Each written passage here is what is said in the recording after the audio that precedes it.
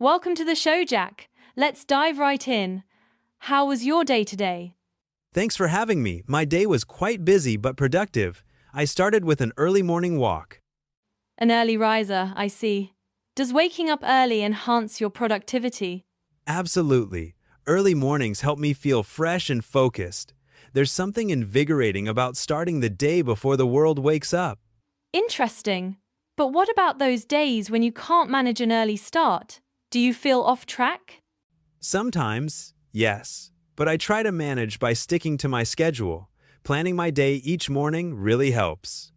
That sounds like a solid strategy.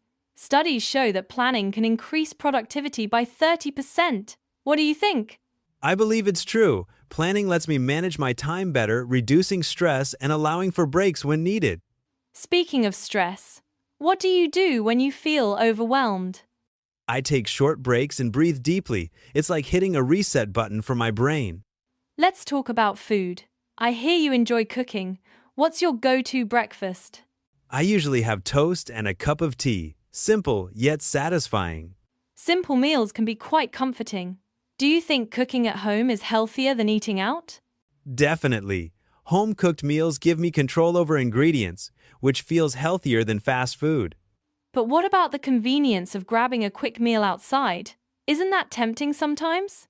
It is tempting, but the benefits of cooking at home outweigh the convenience for me. Plus, it's therapeutic. Therapeutic, you say? That's a great perspective. A Harvard study found that cooking can reduce stress. Have you experienced this? Yes, it's like a creative outlet. I enjoy experimenting with recipes and flavors. What's your favorite dish to cook when you're feeling creative? I love making pasta from scratch. It's a fun process, and the result is always rewarding. Switching gears to music now. Do you find music helps reduce stress? Absolutely, music is a powerful tool for relaxation. I prefer calm and soft tunes. Calm music can be soothing, but what about upbeat genres? Do they energize you too? They do, but when I'm stressed, calm music helps me more. It's like a mental massage. A mental massage, what a fantastic analogy. Did you know that studies show music can lower cortisol levels? I believe it. Music changes my mood instantly. It's like an emotional switch. Have you ever considered making your own music, perhaps as another creative outlet? I've thought about it, but making music seems complex. Maybe one day I'll give it a shot. That would be exciting. Creating music could be another therapeutic activity for you. Absolutely, it would be a great way to express emotions and unwind. Let's chat about language learning. How often do you practice English? I try to practice daily. Consistency is key to mastering any language.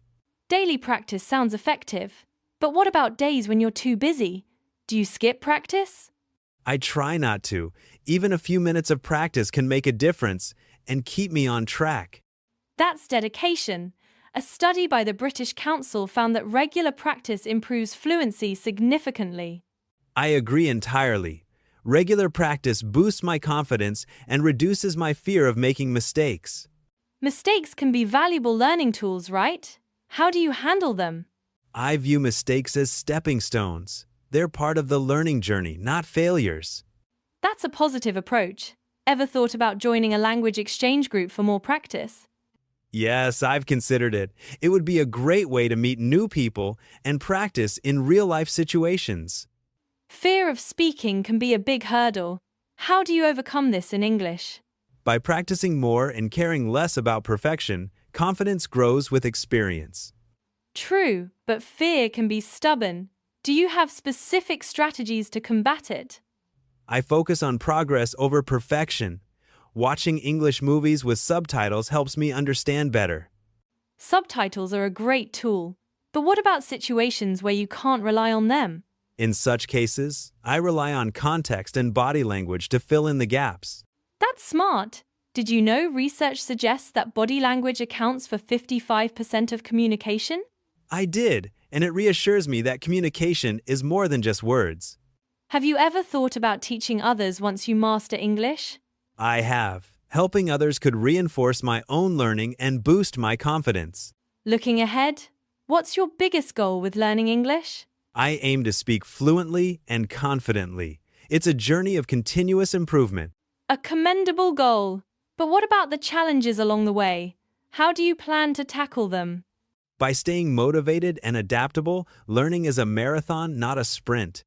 Very true. A study from MIT suggests that setting clear goals can significantly enhance learning outcomes. Exactly. Goals keep me focused and remind me of why I started. Do you have any advice for fellow learners who are just starting out? Yes, practice daily and don't give up. Remember that progress is a series of small steps. Wise words indeed. Finally, how do you feel about your progress so far? I'm happy and excited to improve more. It's all about enjoying the learning process. All right, that's all for this episode. Thanks for listening, and we'll catch you next time. Bye-bye.